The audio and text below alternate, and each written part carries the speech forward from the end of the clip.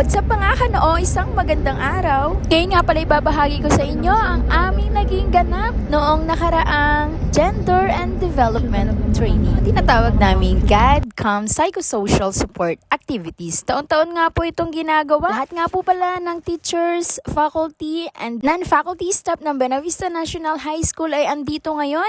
At isa-isa na nga po tayong dumadating dito. Parang ang huling paggamit pa namin ng event place na ito ay 6 years ago pa. Titingnan natin kung anong mga improvement ang nagkaroon dito sa Freedom Eco Park, dito lang sa Bunganay, Buwak, Marinduque. Napansin ko nga agad dito sa bungad yung parang maliit na swimming pool. Siguro ito yung mga pambata lang. At dati kasi wala ito. Yung malaki lang doon sa kabila ang meron. Medyo malalim nga yun kaya ingat po tayo sa pagliligo. Parang hindi.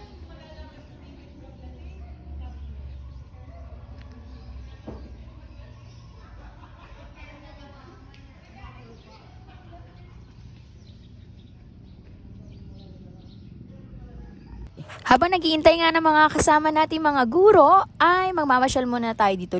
Libutin po natin ang lugar para mas makita po natin kung saan tayo magandang magstay at magliwaliw mamaya. Napakarami pong activities ang gaganapin ngayon at nakaka-excite.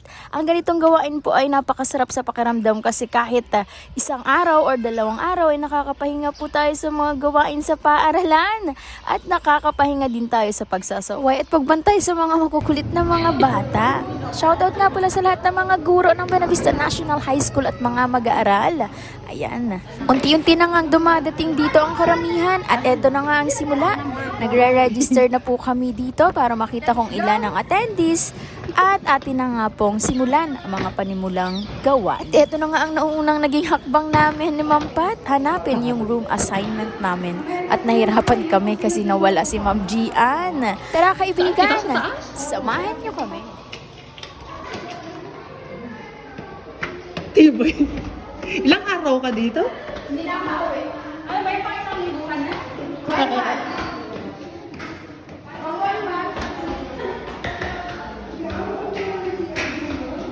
Si Gian? G, ano oras kita? Hindi ko alam. Tanda mo? Hindi ko na nasundan. Ay si Ante, nakamaleta. Parang wala nang uwian. Ano kayang laman ng bag na ito at napakaraming dinala. Saan kita? Hindi kita din.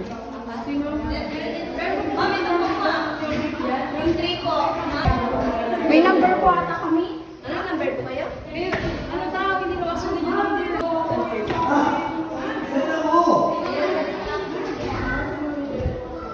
Sino na lang mo dyan? Ano?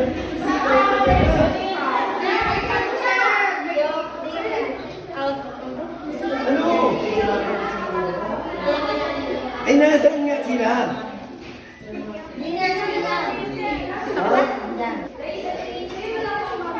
Mas malapit kasi doon. Saan po? Ay, meron doon. Bakante. Wala. O, diba? Nakita nyo ang karindihan namin sa paghahanap ng room. Sabi kasi hindi nasusundin po yung number assignment kasi marami pong available na rooms ngayon. So, kung saan nyo gusto, kung gusto nyo malapit sa veranda, malapit sa comfort room, ay doon kayo pwede magstay. So, 6 to 7 persons nga pala ang kayang i-occupy ng isang room dito at meron po silang common CR. At ito nga pala ang pasilip sa aming event place dito sa Eco Park. Dito nga gaganapin ang aming mga palaro, ang aming masquerade ball at sinisimulan na po namin kumain sa aming free food. Ito po ang aming almusal, ang napakasarap na pansit at juice made by Ma'am Dayan de Torres. Shout out Ma'am Dayan, salamat po sa napakasarap na pagkain na hinayin mo sa amin sa buong activities na ito. Yung tipong nasa diet ka para hindi lumaki ang tiyan mo sa pagsuot ng gown mamaya ay talagang mapapa next round ka sa pagkain nila. At eto yung unang activity. Paint me a picture at ang tawag dito. Yung gagayahin po kaming picture na ipoportray po namin para may pakita ang aming facial expression at meron din pong stories behind. 3, pause!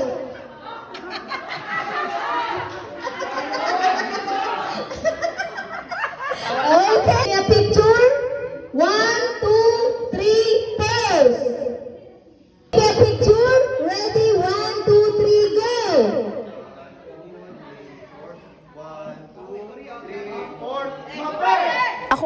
napasama sa team ng Flower Yummy. Napakahigpit ng labanan sa flags na yan. Meron ato mga friendship over dito at eto nga ang napakabilis na transition. Gabi na agad at wala pang alas 7 ng gabi po ay nagsimula na kami magtipon-tipon dito para sa aming big event, ang tinatawag na Masquerade Ball. Napakaganda ng tema ngayong taon at talaga nang makikita mong pinaghandaan at pinag-effortan ng bawat guro at non-teaching staff ang kanilang mga kasuotan na talaga namang sila ay nag-stand out ngayong gabi. Handang-handa na rin makinig sa ating mga naimbitahang guest speakers ngayong gabi. Ay, pati ko napasa. Alin? Attendance? Mamayet, may attendance ako kayo? Behind the mask, there is a unique story. Sa kabila ng mga maskara na ating sinusuot sa bawat araw, may mga bagay or emosyon ang tayong tinatag na akala nila masaya tayo, na akala nila wala tayong pinagdadaan ng mga problema sa buhay-buhay. Bilang isang guro, magaling magdala ang bawat isa. Dahil ang nakikita ng karamihan ay ang maskarang nanginginang at nangingibabaw sa lahat. Kahit anuman ang mangyari, dapat maipakita ng bawat gurong Pilipino ang pagiging matatag, pagiging masipag at malakas sa bawat hamon ng buhay. Kaya saludo ako sa lahat ng mga guro nationwide at sa mga mag-aaral o mga taong nakakakita ng story namin sa likod ng maskarang ito. Salamat sa pag-appreciate at pagmamahal. Isa kayo sa mga naging part ng aming buhay at kayo ang bahagi na talaga namang hindi namin malilimutan. Manang-mana sa nanay ko. Sa mother ko.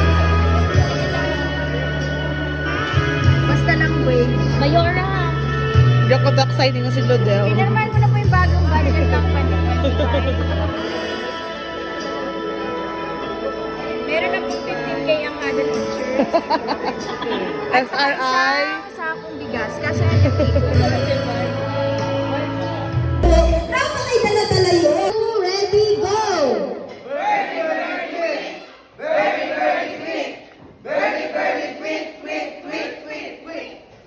Don't touch my birdie. Go birdie.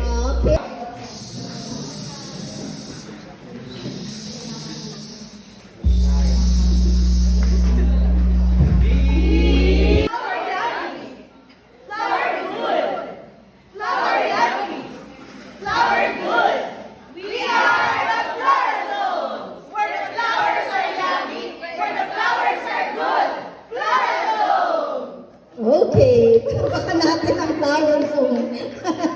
Okay. Ayan.